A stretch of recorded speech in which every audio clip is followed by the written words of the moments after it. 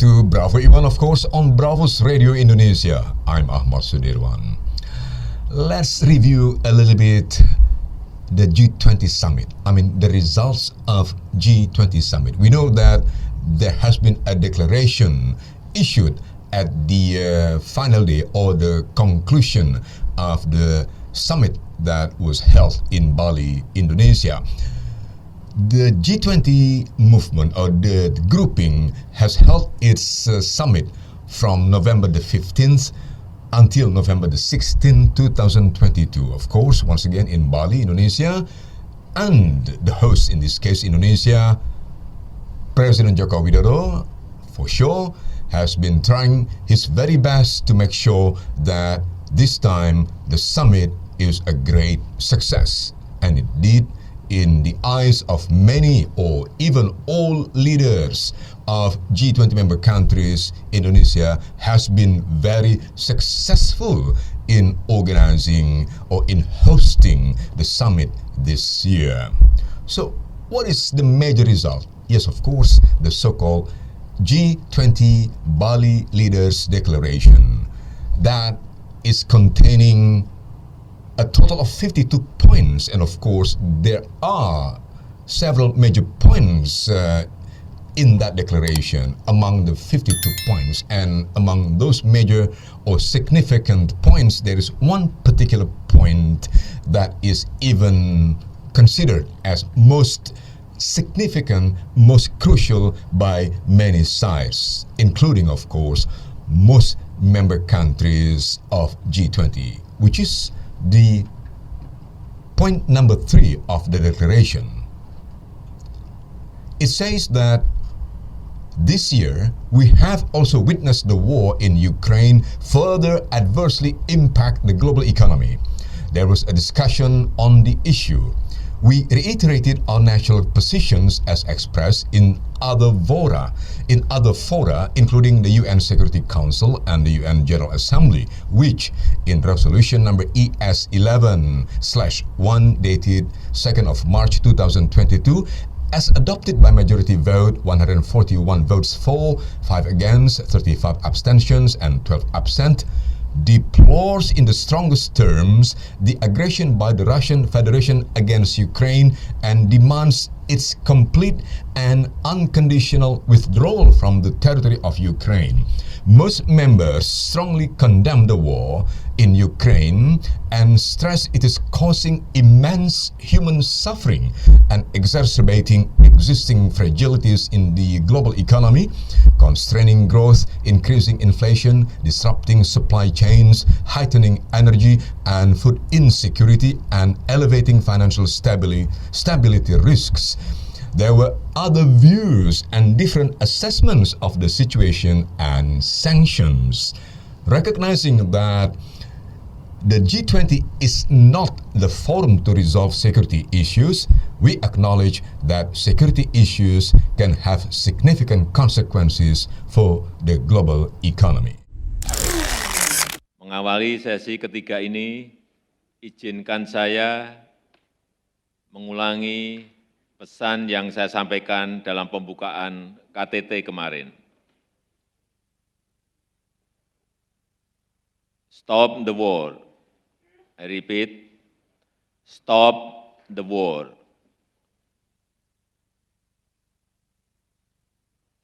A lot is at stake.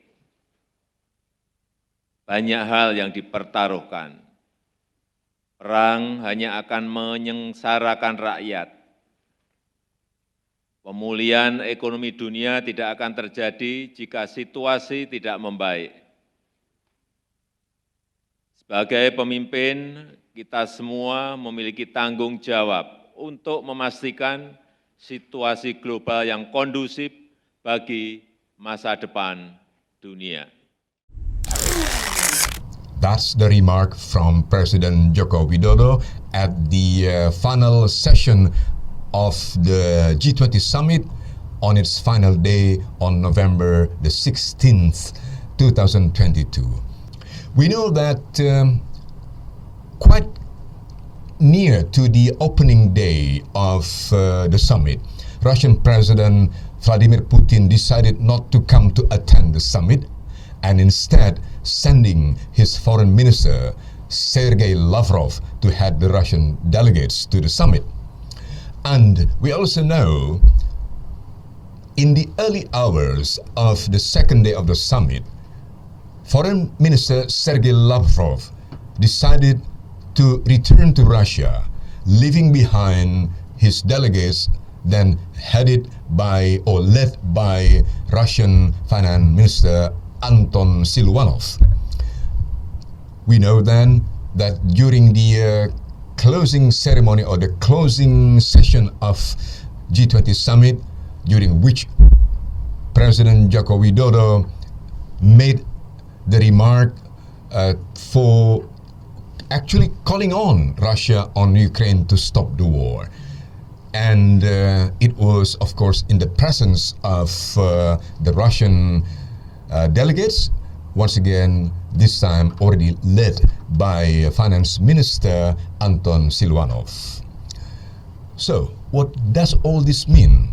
Yes, G20 has managed to avoid further rift between members over the Ukraine-Russian conflict.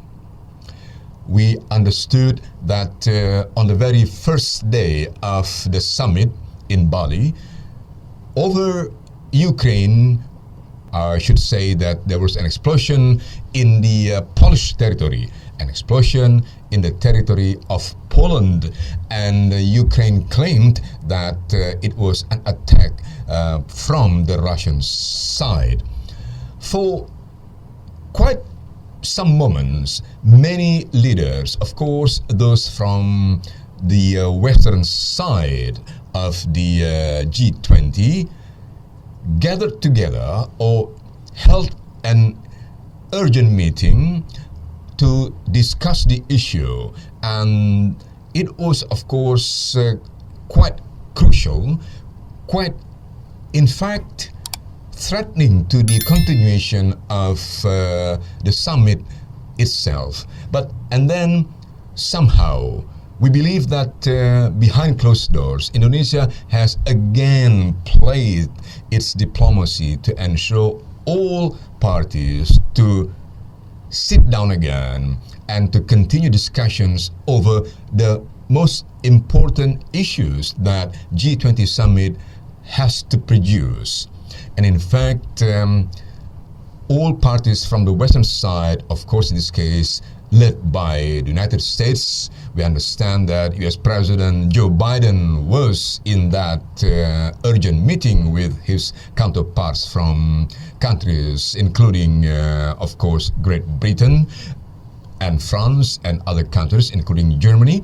And then back they were, of course, in the second day or the conclusion or the concluding day of the G20 summit to continue of course, the proceedings and then to produce what we know then later as, once again, the communique or officially called as G20 Bali Leaders Declaration. Once again, containing a total of 52 points, with one point number 3, considered as the most important thing that was resulted in the summit that was again on the Russian-Ukraine war. But don't we know that actually G20 is not a political grouping or political movement?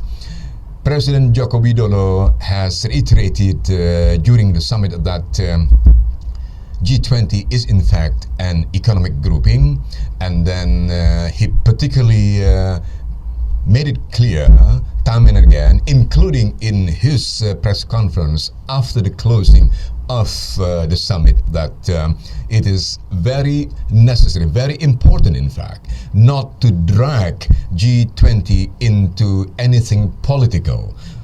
Because in Jokowi's words, G20 is once again not a political grouping. G20 is an economic one. So, what are then the benefits that Indonesia can take from this G20 summit that has, of course, grabbed the attention of major parts of the world, not only member countries, but of course other organizations, including those from the private sector. Why? Because it is very important that Indonesia not only showcasing the diplomacy and political acumen in this case in making sure that the difference or the differences or the rifts or the potential rifts between the Western sides of G20 against Russia plus China and India that are rather known pro to Russia, and Indonesia is of course in the middle. Then we know the fact that the G20 summit managed to produce the declaration is obviously once again a very positive result that has been attained by Indonesia as the host. Now that Indonesia has already concluded its presidency, which was marked by the, of course, the handing over of the presidency of G20 from President Joko Widodo to the Indian Prime Minister Narendra Modi, of course, at the closing session of G20 summit. Yes, we know that many sides have said, including leaders from the Western countries, that the G20 summit this time has shown some solidarity that was voiced by many leaders. They said that the particularly point number 3 of the declaration is obviously a compromise that has been reached by all member countries within the G20.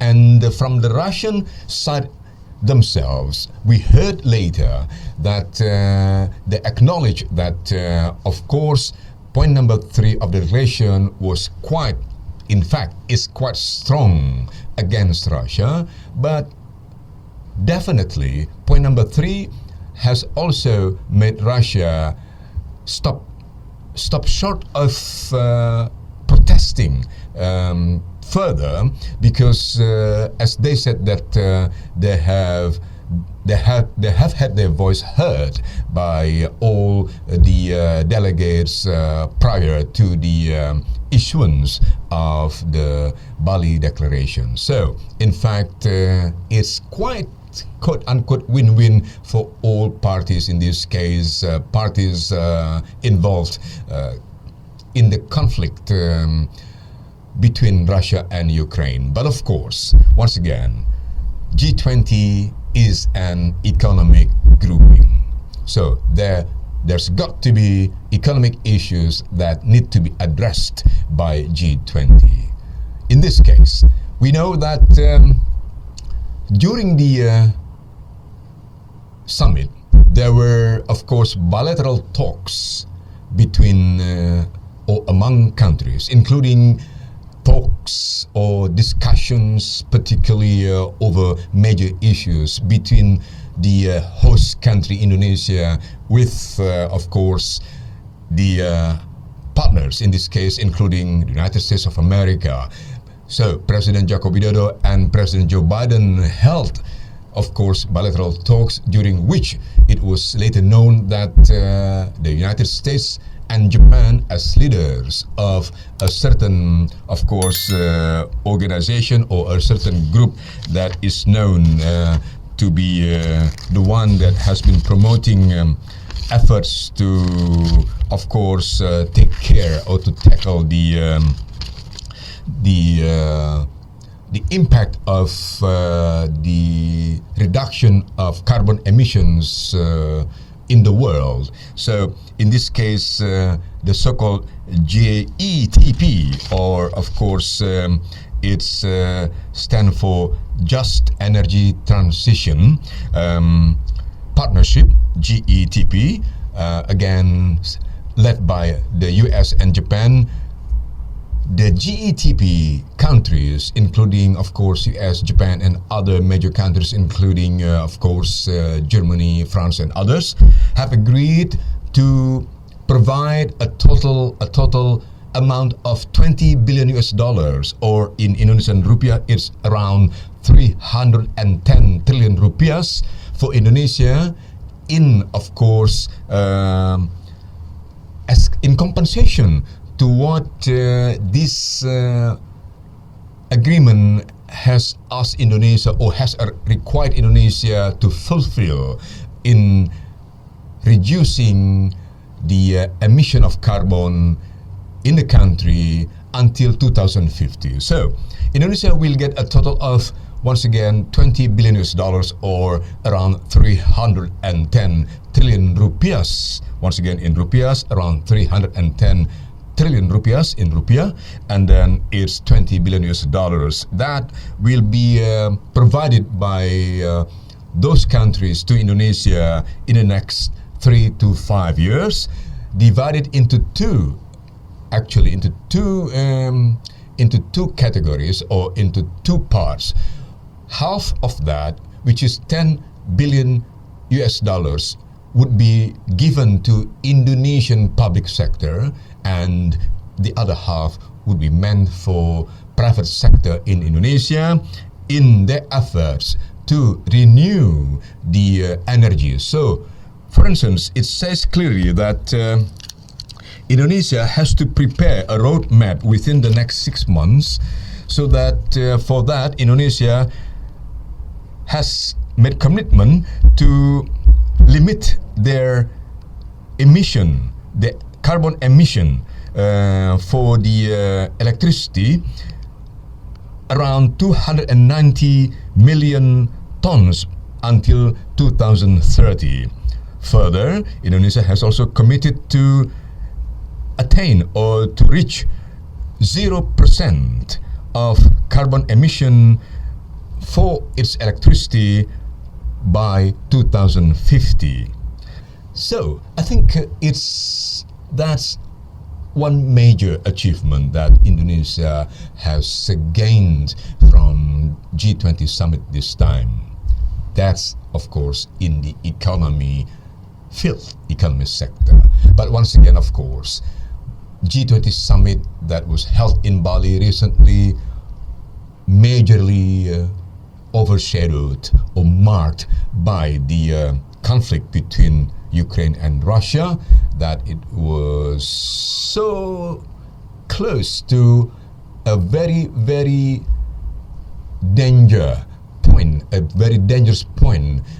Of course, once again, on the very first day of the summit itself, when Ukraine claimed that the explosion that occurred or took place in Poland near its border with Ukraine, in fact, as Ukraine accused it was coming from the Russian side, then of course Moscow has denied that. And then recently we know, in the past few days or several days after G20 summit has been concluded, many Western countries, including the US, in fact, voiced their hesitation that the attack was coming from the Russian side. Then it put Ukraine quite in a corner today. So all in all, within or in all those big issues in the background, internationally, politically, geopolitically, Indonesia has played its part.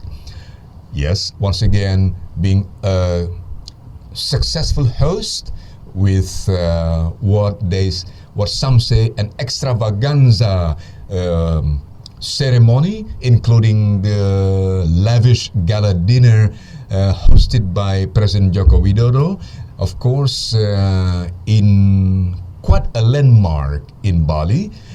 And then that, of course, cause or force, quote unquote, many leaders to laud Indonesia, to say that Indonesia has been great a great host and that they are grateful to Indonesia, and it's all said explicitly, including those coming out of President Joe Biden of the US and other leaders, including also from the Turkish, of course, leader Erdogan. And of course, we know that the gala dinner itself was quite an achievement from the side of President Joko Widodo himself, for which he made quite a number of remarks of that. Then, of course, it was also another showcase from his side to show not only to the world, but of course to Indonesian people that he managed, including, of course, yes, to, of course, to embrace, to make several political leaders in Indonesia sit together among all G20 leaders. Would you imagine that? Yes, there were former President or President Megawati Soekarno Putri. Of course, Megawati was Indonesian president from 2001 until 2004, and then there's also President Susilo Bambang Yudhoyono, who's the president of Indonesia from 2004 until 2014, or 2 periods. And then, of course, people could see, yes, the presence, of course, also of Indonesian Defense Minister Prabowo Subianto, who's in fact the leader of one of the major political parties in Indonesia. So, all in all, once again, Indonesia has been successful in hosting the G20 summit in Bali recently, politically and of course economically, but still, we still need time until it's proven that that particular promised by major Western countries, most of them in fact are members of G20. To Indonesia, of course, the aid, or including the grant, a total of $20 billion would be in fact then given to Indonesia for Indonesia to renew its energy until Indonesia achieve all the targets agreed by 2 parties in or by 2050. On other sectors, Indonesia, yes, still have to prove that Indonesia is in fact a member that is worth its membership in G20.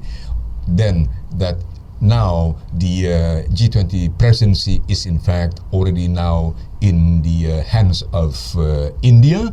But yes, we know that now, just recently, Indonesia has been, of course, made the leader or chairman of ASEAN movement. So, until the end of 2023, Indonesia, and again, of course, President Joko Widodo becomes center point again as he's holding the presidency or the chairmanship of ASEAN once again until 2023. But of course, we all know that Jokowi, on the other hand, has been facing real problems domestically. Yes, of course, many sides say it's just dynamics of politics in Indonesia, but of course, economy is a major issue that has to be tackled because, like many other countries, Indonesia has been experiencing the slowing down of the economy. In fact, there have been a number of layoffs already made by major companies, or quite a big number of companies in Indonesia, like what happened in other parts of the world, including those that happened in other G20 member countries. So we hope that in the next 1 year, G20, of course, in particular Indonesia, can prove that they have done their homework together well. For who? Of course, for their own respective people. In this case, of course, for the Indonesian people as well. Until here, our review of the G20 summit that has been held recently in Bali, Indonesia. Thank you very much for your attention. With me, Hasil in Bravo Iwan, of course. So from all of us in Bravo's Radio Indonesia, thank you once again. Until we meet again in the next edition of Bravo Iwan. Thank you once again. Assalamualaikum warahmatullahi wabarakatuh.